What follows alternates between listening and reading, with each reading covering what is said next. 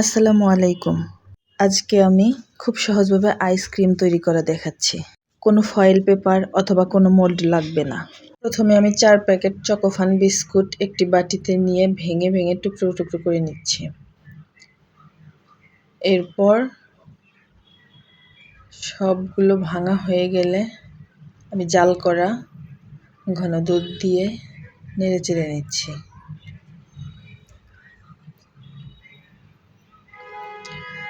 ভালোভাবে মিশিয়ে নিতে হবে যাতে কোনো লাম্পস না থাকে। একটু সময় নিয়ে মিশিয়ে নেবেন। এই যে আমি ভালোভাবে নাড়াচাড়া করে নিয়েছি, দেখতেই পাচ্ছেন এরকম কনসিস্টেন্সিটা হয়েছে।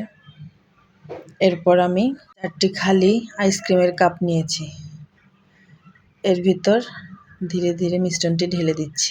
ইউটিউবে ভিডিও দেখার পাশাপাশি ঘুরে আসতে পারেন আমার পেজ থেকেও। যদি ভালো লাগে লাইক করে পাশে থাকবেন। মিশ্রণগুলো সবগুলোতে সমানভাবে ঢেলে দেওয়া হয়ে গেছে।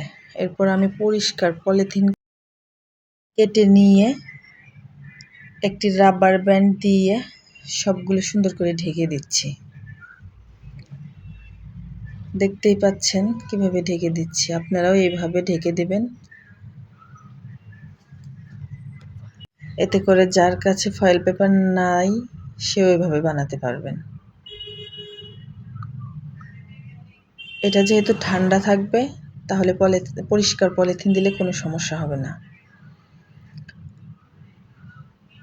আমি একটি ছুরির সাহায্যে পলিথিনটাকে একটু একটু করে কেটে নিচ্ছি যাতে এর ভিতর আইসক্রিমের কাঠি দিয়ে দেওয়া যায়।